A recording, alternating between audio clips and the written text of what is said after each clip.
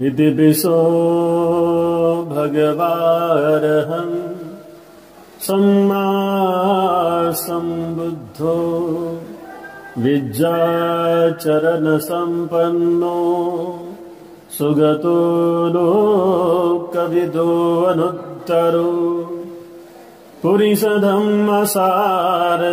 सत्था देवमनुसारं बुद्धो भगवाति। विश्वशांतीदूत तथागत सम्यक संबुद्ध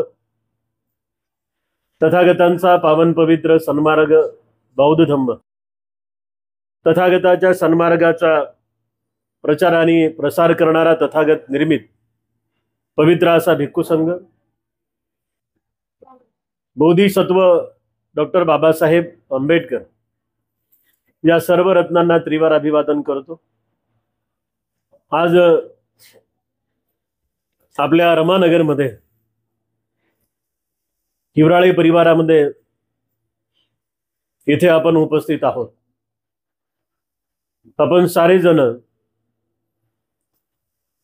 हिवराळे परिवारातील निकिताताई आणि त्यांच्या सर्व सदस्यांसाठी इथे मंगल मैत्री करण्यासाठी उपस्थित आहोत। उपस्थितांनो, अत्यंत महत्त्वाचा कालावधी या ठिकाणी सुरू आहे।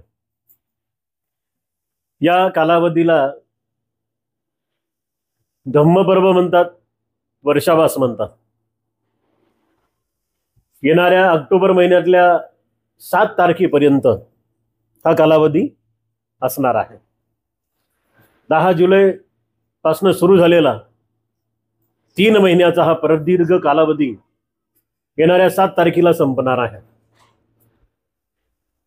यापैकी बऱ्याच उपासक उपासिकांनी महिन्याभराचे, 15 दिवसाचे, 10 दिवसाचे किंवा महिन्यातल्या एका दिवसाच्या उपोषित व्रताचं पालन केलं असेल तर त्यांना त्यांच्या मानसिक समाधानासाठी खूप काही प्राप्त झालेला आहे। या वर्षावास कालावधीमध्ये 2600 वर्षापूर्वी तथागत सम्यक संबुद्धांनी शिकवलं की आम्ही काय करायला पाहिजे। हा वर्षावास कालावधी आला कसा, त्याचे कारण काय? बौद्ध धर्मातली कुठलीही गोष्ट कारणाशिवाय केल्या जात नाही। कारण तथागत सम्यक संबुद्धांनी सांगितलं, ज्या गोष्टी कारण लक्षात न घेता केल्या जातात त्या गोष्टींचा काही फायदा होत नाही।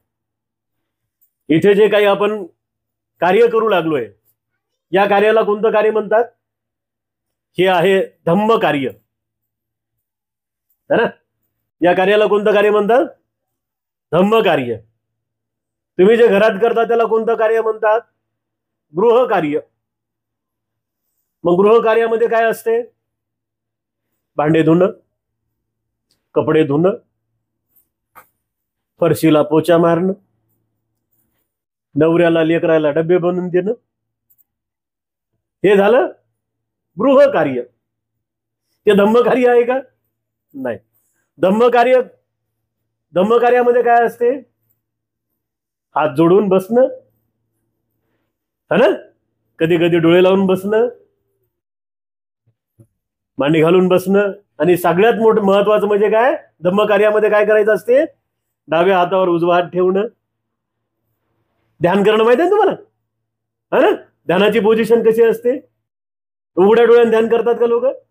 नाही। मग धम्म कार्याच्या विधी ह्या आपण समजून घेतल्या पाहिजे। मी तुम्हाला अगोदरच सांगितलं की आपण धम्म कार्यासाठी एकत्रित जमलेले आहोत। आजचं धम्म कार्य तुम्ही काय केलं? आजच्या धम्म कार्यामध्ये सगळ्यात पहिलं तुमचं भिक्खूचं दर्शन झालं। लक्षात? आजच्या धम्म कार्यामध्ये सर्वप्रथम तुम्हाला भिक्खूचं दर्शन झालं। दुसरं धम्म कार्य काय केलं तुम्ही? हात जोडून मी जी वंदना बोलली, जे काही सूत्रपठण बोललं ते तुम्ही हात जोडून ऐकलेलं आहे। आता तुम्ही कोणतं धम्म कार्य करू लागले? आता भिक्खूची धम्मदेशना तुम्ही ऐकत आहात। आणि या धम्मदेशनेच्या माध्यमातून आम्हाला काय करावं लागेल? किंवा अशा ठिकाणी आम्ही आल्यानंतर आम्हाला काय करायचं असते, या गोष्टीविषयी थोडस आपण विचार करूया. तथागत सम्यक संबुद्धांनी सांगितलं, मंगल मैत्री हा शब्द तुम्ही ऐकला का कधी? किती लोकांनी ऐकला? हात वर करा. 1 2 3. चांगला आहे, ठीक आहे. मंगल मैत्री या शब्दाचा अर्थ म्हणजे एका व्यक्तीनं दुसऱ्या व्यक्तीसाठी दिलेल्या आंतरिक शुभेच्छा. है ना? तुम्ही सारेच मंगल मैत्री करता मला माहित आहे, पण आम्हाला माहित नाही आम्ही करतो म्हणून, आणि म्हणून तुम्हालाही फायदा होत नाही आणि तुम्ही ज्याला करू लागले त्यालाही फायदा होत नाही. इथे आपण कशासाठी जमलो? निकिताला मंगल मैत्री देण्यासाठी जमलेले आहोत. लक्षात? म्हणजे आता जी काही आम्ही सुत्त बोललेत, तर त्या सुत्ताच्या आधारावरती निकिता ताईला आम्ही मंगल मैत्रीच दिली. है ना? म्हणजे आम्ही अशा कार्यक्रमाला गेल्यानंतर आमच्या चित्ताची अवस्था कशी झाली पाहिजे किंवा आम्हाला काय समजून घेता आलं पाहिजे, याकडे आमचं बारीक लक्ष असलं पाहिजे. आज इथे आपण मंगल मैत्री देण्यासाठी आलोय हे आपल्याला समजलं. बरं, आता मंगल मैत्री कशी देता येते बरं, हे समजलं पाहिजे ना. एकमेकाला मंगल मैत्री करायची आहे, तर मग एकमेकाला मंगल मैत्री करत असताना ती द्यायची कशी असते हे आम्हाला समजलं पाहिजे. बर, शिव्या देता देता मंगल मैत्री देता येते का हो? समजा 2 बायांची भांडणं सुरू आहे आणि मस्त शिव्या द्यायला एकमेकीला, तर त्यातली एक जण म्हणायली तुझं मंगल होम आहे, ती पण म्हणायली तुझं मंगल होम आहे. असं होते का? नाही. मग मंगल मैत्री देण्यासाठी सगळ्यात महत्वाचं काय आहे? आपलं मन स्थिर असलं पाहिजे. आता हे पूजा वंदना आम्ही का घेतो, डायरेक्ट प्रवचन का सुरू करत नाही, त्याचं कारणच हे आहे की तुम्ही आल्याबरोबर एक तर तुम्ही 4थ्या मजल्यावर आलात आहे ना, मग आल्यानंतर थोडस बसलात, बसल्यानंतर थोडस श्वासोश्वास तुमचा व्यवस्थित झाला आणि तुम्ही मग 10-15-20 मिनिटाची वंदना सूत्रपठण ऐकल्यानंतर मनाला जरा बरं वाटलं. म्हणजे मन कसं होते? शांत होते ना. ते उकळल्या पाण्यासारखं करते का? नाही. म्हणजे वंदना ऐकत असताना मन कसं होते? शांत होते. प्रवचन ऐकताना मन कसं होते? शांत होते. विहारात असताना मन कसं होते? शांत असते. है ना? म्हणजे धम्म कार्य करताना मन कसं असते? शांत असते. आणि मग धम्म कार्य करताना झालेल्या शांत मनाने आपण एकमेकांसाठी मंगल मैत्री अर्पण करू शकतो. मंगल मैत्रीला किलोमीटरचं बंधन नाही. मंगल मैत्रीला किलोमीटरचं बंधन नाही. म्हणजे इथून जर तुम्ही गेलात, आता तुमचे घर तर आजूबाजूलाच असतील समजा, तुम्ही घरातूनही एकमेकासाठी मंगल मैत्री देऊ शकता. म्हणजे हिवराळे परिवार अख्ख्या रमानगरसाठी मंगल मैत्री देऊ शकते आणि अख्खा रमानगर या परिवारासाठी मंगल मैत्री देऊ शकते. लक्षात? मग मंगल मैत्री कशी द्यायची आहे, काय म्हणावं लागतं मंगल मैत्री देत असताना? काही विधी आहे का त्याच्यासाठी वेगळा? तर विधी वगैरे काही त्याच्यासाठी वेगळा नाही. तुम्ही एकत्रित मिळून, एक लक्षात घ्या, म्हणजे आम्ही आलो असतो, आम्ही सूत्रपठण केलं असतं, निकिता ताईला आम्ही मंगल मैत्री देऊन निघून गेलो असतो, पण याही पेक्षा महत्वाची मंगल मैत्री काय आहे की सामुदायिकरित्या बुद्ध वंदना झाल्यानंतर, लोकांचे मन शांत झाल्यानंतर, लोकांचे चित्त शांत झाल्यानंतर त्या चित्तातून त्या व्यक्तीला दिलेली मंगल मैत्री ही लाभदायक असते. आणि त्यासाठी या कार्यक्रमाचं आयोजन करण्यात आलेलं आहे. मग ही मंगल मैत्री कशी लागते आता हे समजलं पाहिजे ना. कारण काय? कारण आहे की निकिता ताईला मंगल मैत्री देण्यासाठी तुम्ही आम्ही आलोय. आता ही मंगल मैत्री द्यायची कशी असते बघा. मंगल मैत्री कोण दिली होती? मंगल मैत्री दिली होती अंगुलीमाल नावाच्या एका भिक्खून. अंगुलीमाल माहित आहे तुम्हाला? किती खून केले त्यानं? 999 खून करणारा. नाव काय? अंगुलीमाल. आता बघा, अंगुलीमालापेक्षा तुम्ही आम्ही चांगले आहोत का नाही? तुम्ही केला का कोणाचा मर्डर? मर्डर म्हणजे आपण भांडण नाही करणारे लोक आहोत, आपण बौद्ध आहोत ना, आपण चांगले सज्जन लोक आहोत, शिलाचं पालन करणारे, सगळ्या गोष्टी करणारे लोक आहोत ना आपण, बरोबर आहे का नाही? अंगुलीमालाने किती खून केले होते? 999 खून. 1000चा आकडा पार करण्यासाठी एकच खून बाकी होता. तर अशा 999 खून केलेला डाकू जेव्हा बुद्धाचा उपदेश ऐकून भिक्खू संघामध्ये आला आणि अशा भिक्खूनं एका गरोदर स्त्रीसाठी मंगल मैत्री दिली, तर त्याच्या त्या मंगल मैत्रीतून त्या स्त्रीचं बाळातपण सुखरूप झालेलं आहे. लक्षात? आम्ही एक इथं सुत्त म्हटलेलं आहे, त्या सुत्ताला म्हटलेलं आहे अंगुलीमाल सुत्त. त्या अंगुलीमाल सुत्ताचं काय वैशिष्ट्य आहे तुम्हाला आम्हाला माहित आहे. दाखव, अंगुलीमाल कुठला होता? कोशलचा होता. आणि अख्खं कोशल त्याला घाबरायचं. कोशल म्हणजे श्रावस्ती. अख्खं श्रावस्ती त्याला घाबरून जायचं. जिकडे तिकडे त्या डाकूचा दरारा होता.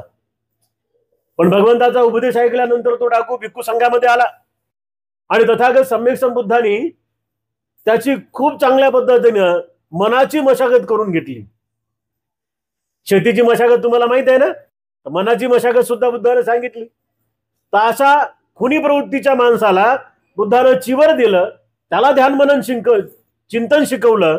आणि जेव्हा तो कुशाग्र चित्तानं लोकांमध्ये जाऊ लागला तर लोक त्याला दगड मारायचे, लोक त्याला शिव्या द्यायचे, लोक त्याला वाईट वक्तव्य बोलायचे, पण तरीही अंगुलीमाल प्रतिकार करायचा नाही. तो शांत गतीने चालत राहायचा. एकदा असंच श्रावस्तीमध्ये हा अंगुलीमाल चारिका करत असताना एका गल्लीमध्ये गेला. तर गल्लीमध्ये एका स्त्रीचा त्याला खूप मोठ्याने किंकाळायचा आवाज आला. तिच्या प्रसव वेदना सुरू झालेल्या होत्या. 9 महिने 9 दिवस पूर्ण झाले असतील आणि तिच्या प्रसव वेदना सुरू झालेल्या होत्या. व्याकुळतेनं मोठमोठ्यानं आवाज करू लागली होती. मोठमोठ्यानं आरडाओरडा करत असताना अंगुलीमाल ही त्या गल्लीतून जात असताना अंगुलीमालाच्या कानावरती ते शब्द आले. बघा, आपण मंगल मैत्री समजून घेऊ लागलो. बरं, काय समजून घेऊ लागलो? मंगल मैत्री. माय माऊल्यांनो, ही मंगल मैत्री जर तुम्हाला समजली ना तर नवरा भांडणच करत नाही. नवरा बायकोचे भांडणं होत नाहीत, माय लेकराचे भांडणं होत नाहीत, साऱ्यात महत्वाचं सासा सुनाचे भांडणं होत नाहीत, गल्लीतल्या लोकांचे भांडणं होत नाहीत. तशी ही गल्ली चांगली आहे म्हणा, भांडणच करत नाही, है ना? म्हणजे गल्लीत भांडणं होत नाही. म्हणजे गल्लीत जर भांडणं नाही झाली तर दिल्लीतही भांडणं होत नाही. म्हणून गल्लीतली भांडणं मिटवण्यासाठी, दिल्लीतली भांडणं मिटवण्यासाठी तुम्हाला आम्हाला मंगल मैत्री समजून घ्यायची आहे. लक्षात? असा हा भिक्खू तिथून जात असताना त्याने ते किंकाळ्या त्याच्या कानावरती आल्या आणि त्याला वाईट वाटलं की अरे, कोणीतरी भगिनी जीवाच्या आकांतानं ओरडत आहे. विचारणा केली काय झालं, तर तिथल्या काही लोकांनी सांगितलं की या ताईला, या भगिनीला 9 महिने 9 दिवस पूर्ण झालेले आहेत, परंतु तिच्या प्रसव वेदना थांबत नाहीत. काही स्त्रियांना बघा, म्हणजे बाळातून ते बाळ बाहेर येत असताना खूप त्रास होते, डिलिव्हरी होत असताना खूप त्रास होते. तर त्यातला तसा तो प्रकार. मग विचार करत हा अंगुलीमाल तथागत सम्यक संबुद्धाजवळ गेला. भगवंताला त्यांनी अभिवादन केलं आणि एका बाजूला बसून अतिशय नाराज असलेल्या चेहऱ्याने बुद्धांना प्रश्न केला की भगवान, श्रावस्तीमध्ये चारिका करत असताना एका भगिनीच्या रडण्याच्या आवाज, त्या किंकाळ्या माझ्या कानावरती आल्या भगवान, आणि मी बेचैन झालो. आता रडताना जर माणसं आपण पाहिले तर आपल्याला आनंद होते का? असं कोणी म्हणते वा किती छान रडू लागले, आणखी मोठमोठ्यानं रडा, आहे का नाही? असं म्हणते का कोणी? नाही. म्हणजे आपण डोळेच पुसतो ना, एकमेकांचे डोळे पुसणारे लोक श्रेष्ठ असतात, आणि एकमेकांना रडवणारे श्रेष्ठ कसे असू शकतात बरं, आहे का नाही? मग झालं असं की भगवंताला त्यांनी प्रश्न केला की भगवान मी काय करू शकतो? भगवंत म्हणाले त्या अंगुलीमालाला की अंगुलीमाल एका प्रश्नाचं उत्तर दे. अंगुलीमाल म्हणाला की सांगा कुठल्या प्रश्नाचं उत्तर देऊ? तू जेव्हापासून भिक्खू झाला. कोण? अंगुलीमाल. तू जेव्हापासून भिक्खू झाला तर तेव्हा कोणाला तू शिवी दिली का? तू म्हणे नाही भगवान. तू जेव्हापासून भिक्खू झाला तेव्हा तू कोणाला मारलं का? तू म्हणे नाही भगवान. तू जेव्हापासून भिक्खू झाला तेव्हापासून तू कोणाच्या शरीराचं रक्त काढलं का? तू म्हणे नाही भगवान. जेव्हापासून तू भिक्खू झाला तू कोणाला इजा केली का? तू म्हणे नाही भगवान. मग झालं, तू श्रावस्तीच्या नगरामध्ये फिरत असताना लोकांनी तुझ्यावरती दगड मारले, तुला शिव्या दिल्या, तुला श्राप दिला. लोक म्हणायचे अरे हा जाणारा, याने माझ्या आईला मारलं, बापाला मारलं, भावाला मारलं, बहिणीला मारलं, आत्याला मारलं, काकूला मारलं, आणि म्हणून लोक तुला दगड मारायचे. त्या लोकांना तू प्रतिकार केला का? त्या लोकांच्या विरोधात तू गेला का? किंवा पुन्हा तू शमशर हाती घेतली का? तू म्हणे नाही भगवान. बरं, हे सारं काही करत असताना तुझ्या मनाची भावना काय होती? अंगुलीमान म्हणे भगवान, ते लोक मला शिव्या देत असताना मी म्हणायचो त्यांचं मंगल हो. मंगल मैत्री समजून घेतोय आपण, लक्षात? अंगुलीमाल काय म्हणे? ते लोक जेव्हा मला शिव्या द्यायचे तर मी म्हणायचो म्हणे त्यांचं मंगल हो. ते लोक मला दगड मारायचे तर मी म्हणायचो म्हणे त्यांचं मंगल हो. ते लोक माझ्या रस्ता अडवायचे, मी दुसऱ्या रस्त्यानं जायचो आणि लोकांना म्हणायचो मंगल हो, मंगल हो, मंगल हो. लक्षात घ्या. मग भगवान बुद्धांनी त्या अंगुलीमालाला सांगितलं की हीच मंगल मैत्री तू त्या ताईसाठी दे, त्या भगिनीसाठी दे. लगेच अंगुलीमाल बाजूला आसन टाकून ध्यानाला बसले. डाव्या हातावर उजवा हात ठेवला, मांडी मारली, सुख आसनामध्ये बसले, पाठीचा कन्ना सरळ केला, मानेचा कन्ना सरळ केला आणि डोळे बंद करून श्वासोश्वासावर लक्ष केंद्रित करून त्या भगिनीसाठी त्यांनी मंगलमैत्री अर्पण केली. आणि मंगलमैत्री अर्पण करताच काही सेकंदामध्ये त्या ताईची सुखरूप बाळातपणाची जी काही प्रक्रिया होती ती संपन्न झाली. तिने एका सुंदर गोंडस मुलाला जन्म दिला. लक्षात? आता मला तुम्ही सांगा, एवढे क्रूर आहोत का हो आम्ही? नाही ना. म्हणजे पूर्वीचा जो अंगुलीमाल होता तो किती क्रूर आहे? किती खूण आहेत तिथे? 999 खूण आहेत. आणि 999 खूण करणाऱ्या माणसाच्या जर मनाच्या अवस्थेला जर शुद्धता मिळाली तर त्या शुद्ध अवस्थेतून सुद्धा आपण एकमेकांसाठी मंगल मैत्री अर्पण करू शकतो. आणि म्हणून त्यासाठीच आपण निकिता ताईला मंगल मैत्री या ठिकाणी देण्यासाठी आलेले आहोत. तर आमच्या चित्तातली भावना कुठली असली पाहिजे? निकिता ताई यांचं जे काही म्हणजे गर्भ आहे तो पूर्ण भरो, गर्भातल्या बाळाचं रक्षण हो, है ना.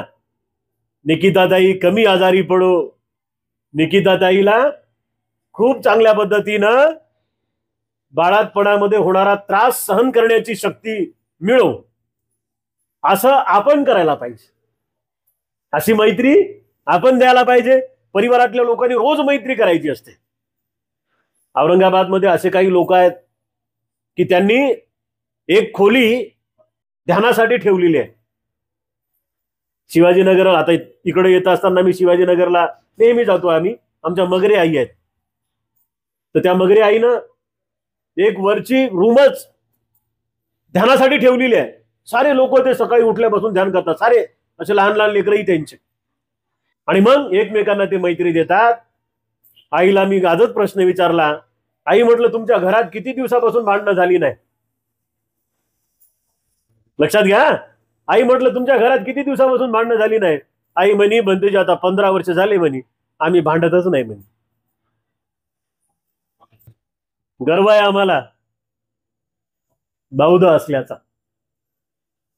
लक्षात? हाच जर प्रश्न तुम्हाला विचारला तर तुम्ही म्हणाल बनतेजी सकाळीच भांडून आले, आहे ना. म्हणजे हळूहळू सगळ्या गोष्टी बंद होतील, एकदाच परिवर्तन होणार नाही. एकदा परिवर्तन अपेक्षित नाही बुद्धांना, पण हळूहळू परिवर्तन होईल. मी इथे तुम्हाला शिकवलं की आम्ही काय करायचं, अशा व्यक्तीसाठी आम्ही काय करायचं. आता मी ताईला काही वेळ सांगतोय की ताईनं या अवस्थेत काय करायला पाहिजे. ज्यांना ज्यांना दिवस गेलेले आहेत, पहिला महिना, दुसरा महिना, तिसरा महिना, 7 महिने, 9 महिन्यापर्यंत काय करायचं. लक्षात, घरातले लोक सांगतात हे खाऊ नको, ते खाऊ नको, ते ऐकावं, है ना. एका ठिकाणी आम्ही कार्यक्रमाला गेलो. कार्यक्रम असा शेतीमध्ये होता. शेतीमध्ये काय असते, काळी माती, ढेकळं, है ना. शेती माहीत असेल ना. झालं असं, तिथं परित्राण पाठाला गेलो आम्ही. परित्राण पाठ झाला, धम्मदेसना सुरू झाली. एक बाळ माती खात होत, एक बाळ माती खात होत. आता त्याची आई त्याच्या बाजूलाच होती. आईलाही दिवस गेलेले होते, 2-3 महिन्याचे काय असतील. आईनं त्या बाळाला दिली एक ठेवून. प्रवचन सुरू आहे म्हणे, भंतेची जीव तोड तोड बोलायले, तू माती खायला म्हणे. पुन्हा ते बाळ थांबलं थोडस रडून. पुन्हा आमचं प्रवचन सुरू झालं आणि माझं लक्ष गेलं ताईकडं. ताईनं तिच्या पिशवीतून माती काढली, तिच्या तोंडात घातली.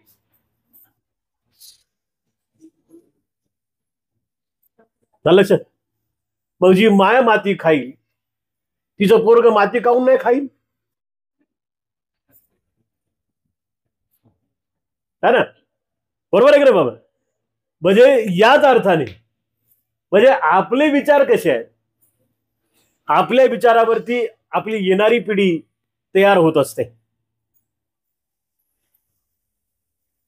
जेव्हा दिवस जातात ताईला, तर त्या ताईनं आपल्या मनाची अवस्था खूप नीट सांभाळायची असते. बघा, साऱ्याच जगातलं अवघड काम जे आहे बुद्धानं सांगितलं. तुम्ही बैलाला नियंत्रित करू शकता, तुम्ही घोड्याला नियंत्रित करू शकता, तुम्ही मोठ्या मोठ्या जनावराला सुद्धा नियंत्रित करू शकता. कठीण जरी असलं तरी अशक्य नाही. म्हणजे वेगवेगळ्या हिंस्र पशुवर सुद्धा आपण विजय प्राप्त करू शकतो. परंतु साऱ्यात अवघड काम, याहीपेक्षा अवघड काम बुद्धानं जर कोणतं सांगितलं असेल तर ते स्वतःच्या मनावरती नियंत्रण ठेवणं. मनावरती नियंत्रण नाही ठेवू शकत माणूस, बिलकुल नाही. पण अशा अवस्थेमध्ये, म्हणजे गर्भधारणा झाल्यानंतर मनावरती नियंत्रण ठेवलं पाहिजे. ज्या ज्या स्त्री गर्भधारणा झाली त्या दिवसापासून शेवटच्या दिवसापर्यंत, अर्थात ते बाळ बाहेर येईपर्यंत मनावरती संयम ठेवतात ना, तर ते लेकरं मात्र खूप चांगल्या पद्धतीनं पुढं त्यांच्या परिवाराचं, त्यांच्या समाजाचं नाव रोशन करतात. एवढंच नव्हे तर ते सारेच्या सारे लेकरं भारताचा झेंडा सुद्धा विदेशामध्ये जाऊन लावतात. उदाहरणार्थ डॉक्टर बाबासाहेब आंबेडकर, है ना. काय केलं बाबासाहेबांनी. आता काय होतंय माहिती आहे का, आम्ही बऱ्याच ठिकाणी गेलो ना, तर दिवस गेल्या ताईला जर आम्ही प्रश्न विचारला की ताई लेकरू कसं पाहिजे, समजा निकिता ताईला जरी आपण विचारलं, निकिता ताई तुला लेकरू कसं पाहिजे, तर ती सांगेल बाबासाहेबासारखं. कोणतीही बाई सांगेल ना लेकरू कसं पाहिजे, छत्रपती शिवराय सारखं. लेकरू कसं पाहिजे, शांत संत कबीरासारखं, है ना. लेकरू कसं पाहिजे, ज्योतिराव फुलेंसारखं क्रांतिकारी. लेकरू कसं पाहिजे, छत्रपती संभाजी राजासारखं. कोणी म्हणल का माय लेकरू आम्हाला गणपती सारखं पाहिजे. टीका म्हणून नाही, बरं टीका नाही. आम्ही सारे भाऊ भाऊ आहोत, कोणाची अजिबात टीका नाही करायची आम्हाला. पण ज्याचं रूप चांगलं आहे, ज्याचा रंग गोरा आहे, जो हुशार आहे, अशाच लोकांचं लोक अनुकरण करतात ना, आहे का नाही. म्हणजे आम्ही सुद्धा अशा लोकांना जेव्हा विचारतो दिवस गेलेल्या स्त्रियांना, तर ते म्हणतात लेकरू चांगलं पाहिजे. आता लेकरू जर बाबासाहेब पाहिजे तर मायला भीमाई बनावं लागेल का नाही. मायच भीमाई नाही बनली तर घरातलं लेकरू बाबासाहेब कसं पैदा होईल, आहे का नाही. माय जर रणरागिनी असली तर त्या घरात बुद्ध कसा पैदा होईल. म्हणजे आई वडिलांनी, विशेषतः आईनं जन्म दिलेल्या बाळाला आई सुद्धा कंट्रोल करू शकते का. वडील सुद्धा कंट्रोल करू शकतात का? बिलकुल नाही.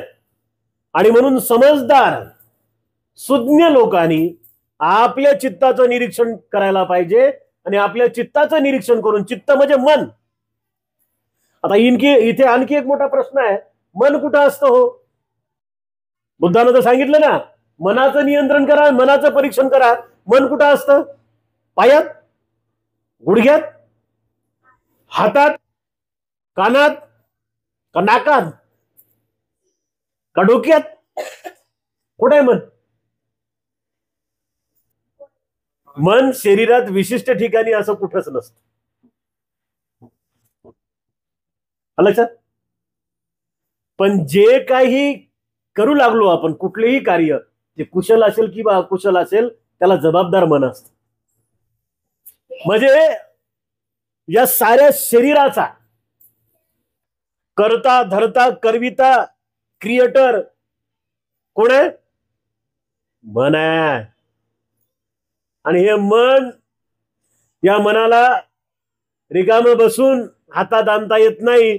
या मनाला जर हातात आणायचं असेल, त्याच्यावरती नियंत्रण मिळवायचं असेल, तर आपल्याला रोज किमान अर्धा तास तरी साधना करावी लागते. जेव्हा आपण अर्धा तास रोज साधना करतो ना, साधना म्हणजे ध्यान. आता बरेच लोक काय म्हणतात की ध्यान केलेले लोक शांत असतात. ध्यान केलेले लोक शांत नसतात, ते संत असतात. लक्षात? संत म्हणजे कोणते? आसाराम, राम रहीम, रामपाल नाही. ते नव्हते शांत म्हणून नाहीत ते संत. पण मुळात संत कसा असतो? शांत असतो. संत तुम्ही बुद्धांना सुद्धा म्हणू शकता, संत तुम्ही अरहंतांना सुद्धा म्हणू शकता, कारण शांतीचं लक्षण त्यांच्यामध्ये आहे. आणि म्हणून आपण अशा कालावधीमध्ये विशेषतः निकिता ताईसाठी गोल्डन ऑपॉर्च्युनिटी आहे. 7 तारखेपर्यंत वर्षावास आहेत, पुढच्या महिन्यातल्या साधारणतः 20-22 दिवस आहेत. तर या 20-22 दिवसात जसा जसा गर्भ वाढत राहील तसा तसे खूप चांगले चांगले संकल्प करायचे. आणि रोज का होईना, जसं बसता येईल तसं 5 मिनिटं, 10 मिनिटं, अर्धा तास साधना करायची, ध्यान मनन चिंतन करायचं. आमचं YouTube चॅनल आहे धम्मोदय द राईज ऑफ धम्मा. तर या चॅनलवरती आम्ही विपස්සना कशी करावी याचे सुद्धा व्हिडिओ टाकलेले आहेत. तर तेही चॅनल आपण सबस्क्राईब करायचं आहे. नाव आहे धम्मोदय द राईज ऑफ धम्मा. म्हणजे त्या चॅनलवर गेल्यानंतर तुम्हाला आणखी समजेल की आम्ही रोज सकाळी उठल्यापासून रात्री झोपेपर्यंत काय काय करायचं. आणि असं जेव्हा आपण करू, असं केल्यानंतर एक तर स्वतःला फायदा होईल आणि स्वतःला फायदा झाल्यानंतर गर्भातल्या बाळाला सुद्धा फायदा होईल. बघा डॉक्टर काय सांगतात, आई जसं खाईल तसा परिणाम त्या गर्भाला होते, आहे का नाही? आता तिचं खारट, आंबट, तुरट, तिखट सारं बंद केलं असं. हळूहळू हळूहळू जसं बाळ बाहेर आलं समजा, है ना, 1-2 महिन्याचं बाळ असलं तर आईनं जसं खाल्लं तेच परिणाम त्या बाळावर होतात का नाही? होतात का नाही? हे काय सायन्स आहे, हे काय निसर्ग आहे. तथागत सम्यक समृद्धाने सांगितलं की आमचं जसं मन असेल ना, आमचे जशी क्रिया असतील रोजच्या, तर त्या क्रियाच्या माध्यमातून सुद्धा त्या बाळावरती संस्कार पडत असतात. लक्षात घ्या. आणि म्हणून आम्हाला डोहाळे सुद्धा चांगले लागले पाहिजे, डोहाळे सुद्धा चांगले लागले पाहिजे. आपले मुलं बघा, आता छोटे छोटे मुलं ते मोबाईल शिवाय बसतच नाहीत. पण हे मुलं बसली बिचारी, यांच्या हातात मोबाईल नाही. बापाले चांगले लेकर आहे ती, आहे ना. नाहीतर मायबाप मुलांना चांगलं म्हणजे शांत बसवण्यासाठी कार्टून लावून देतात. ते कार्टून पाहत राहते. मग कार्टून ते म्हणजे कार्टून पाहता पाहता त्याचं कार्टून कधी पण ते त्यांना समजत नाही, है ना. म्हणजे आपणच आपल्या पोरांना काय लावू लागलो, सवयी लावू लागलो. आणि म्हणून या सवयी जर तोडायच्या असतील तर आई वडिलांना खूप कष्ट करावे लागतील. आणि लक्षात घ्या मायमाऊल्यांनो, उपासक उपासिकांनो, कष्ट करणाऱ्या लोकांनाच बौद्ध म्हणतात. जे कष्ट करत नाहीत, जे मेहनत घेत नाहीत, ते बौद्ध नाहीत. कष्ट कोणते? सकाळी उठल्यापासून रात्री मरमरपर्यंत, रात्री झोपेपर्यंत मरमर काम आहे तुमच्या पाठीमागे. ते कष्ट नाही, ते तुमचे कर्तव्य झाले. लक्षात, ते तुमचे कर्तव्य झाले. रोज उठा, कामावर जा, काम करून या, घरात सामान आणा, महिन्याचा किराणा भरा, गॅस सिलेंडर भरा, लाईट बिल भरा, हा ना, हे तुमचे कर्तव्य झाले. ग्रस्त लोकांसाठी कर्तव्य वेगळे आहेत आणि जबाबदाऱ्या वेगळ्या आहेत. लक्षात, तशी धार्मिक जबाबदारी आमची एक आहे. ती धार्मिक जबाबदारी अशी आहे की आम्हाला तथागत सम्यक संबुद्धाचा धम्म टिकवायचा आहे. आणि तो कसा टिकवायचा आहे? तर स्वतः राबावं लागेल, स्वतः कष्ट करावे लागतील आणि स्वतः ध्यान मनन चिंतन करून रोजचा 1 तास अर्धा तास तरी आम्हाला रोजच्या रोज आमच्यासाठी द्यावं लागेल. त्याला धम्म कार्य म्हणतात. तर आज हिवराळे परिवारामध्ये अधिक आपल्या सर्वांना उपदेश न देता आपल्या सर्वांप्रती अनंत अनंत मंगल मैत्री अंगुलीमाला सारखी करतो. आणि तुम्ही सुद्धा साऱ्यांनी तीच मंगल मैत्री निकितासाठी करायची आहे. तर आपण सारे जण ताईला खूप खूप शुभेच्छा व्यक्त करूया की ताईचं गर्भ हा वाढत असताना खूप चांगल्या पद्धतीने वाढो आणि त्या गर्भातील बाळाचं आणि ताईचं सुद्धा रक्षण हो. या बुद्ध वचनांद्वारे माय लेकरांचं रक्षण हो आणि आपल्या सर्वांचं रक्षण हो, अशी मंगल मैत्रीची आशीर्वादाची भावना आपण साऱ्यांनी व्यक्त करायची आहे. आजच्या धम्मदेशनेमध्ये अधिक पुढे न जाता आपल्या सर्वांप्रती अनंत अनंत मंगल मैत्री व्यक्त करतो आणि ही धम्मदेशना इथेच संपन्न करतो. भवतु सब मंगलं. आपल्या सर्वांचं मंगल हो.